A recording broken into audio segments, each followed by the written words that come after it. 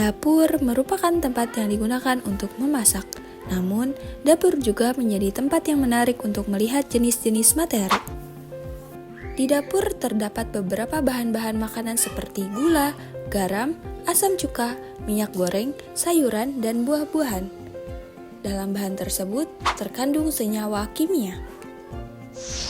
Semua benda yang ada di bumi kita tersusun dari materi. Materi ilmuwan menggolongkan materi berdasarkan komposisi dan sifatnya.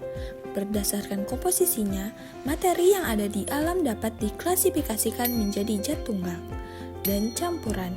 Namun, bila kita kaji lebih mendalam, zat tunggal dibagi lagi menjadi unsur dan senyawa, sedangkan campuran dibagi menjadi campuran homogen dan campuran heterogen.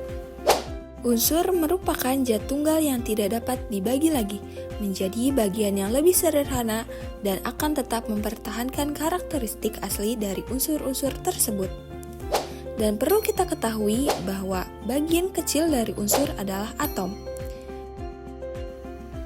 Banyak sekali unsur yang ada di alam dan dapat kamu jumpai dalam kehidupan sehari-hari. Misalnya besi, timah, seng, tembaga, dan nikel. Para ahli kimia menggunakan simbol atau lambang untuk menunjukkan perbedaan antara unsur kimia yang satu dengan yang lainnya. Simbol unsur ini dibuat untuk memudahkan dalam penulisan nama unsur.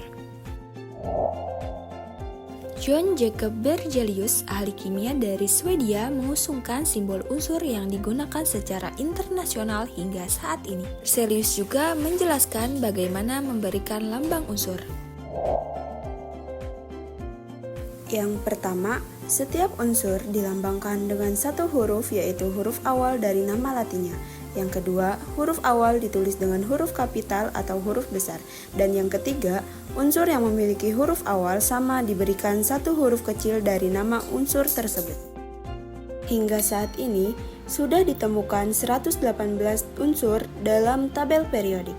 Dalam kehidupan sehari-hari, kita sering menggunakan air, gula, garam, asam cuka, dan beberapa bahan lainnya. Bahan-bahan tersebut merupakan senyawa. Kamu telah mengetahui bahwa bagian terkecil dari sebuah unsur adalah atom. Dua atau lebih atom dapat bergabung melalui reaksi kimia dan membentuk molekul.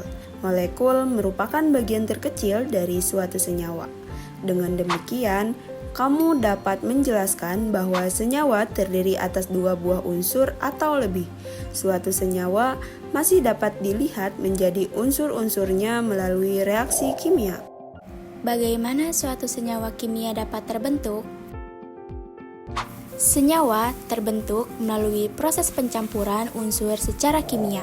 Sifat suatu senyawa akan berbeda dengan sifat unsur-unsur penyusunnya. Misalnya, sifat air sebagai senyawa akan berbeda dengan sifat hidrogen dan oksigen sebagai unsur penyusunnya. Setelah unsur dan senyawa, kita akan berkenalan dengan campuran. Contoh beberapa campuran yang sering kita temui dalam kehidupan sehari-hari, salah satunya susu coklat, sirup, susu, dan garam yodium. Kamu mungkin sering menggunakan berbagai jenis campuran, misalnya ketika memasak, membuat teh manis, atau kopi. Campuran adalah suatu materi yang terdiri atas dua zat atau lebih yang masih mempunyai sifat zat asalnya. Campuran dibedakan menjadi campuran homogen dan campuran heterogen. Campuran homogen adalah campuran yang tidak dapat dibedakan zat-zat yang tercampur di dalamnya. Campuran homogen merupakan larutan yang tersusun atas pelarut dan zat terlarut. Misalnya larutan gula, garam, ataupun sirup. Berbeda dengan campuran homogen, salah satu dari campuran heterogen adalah campuran air dan minyak. Campuran heterogen terjadi karena zat yang tidak dapat bercampur satu dengan yang lain secara sempurna, sehingga dapat dikenali zat penyusunnya. Dengan demikian, pada campuran heterogen, seluruh bagiannya tidak memiliki komposisi yang sama. Bagaimana? Apakah kamu sudah jelas dengan perbedaan unsur, senyawa, dan campuran? Untuk lebih jelasnya, perhatikanlah tabel berikut ini yang menunjukkan perbedaan ketiganya.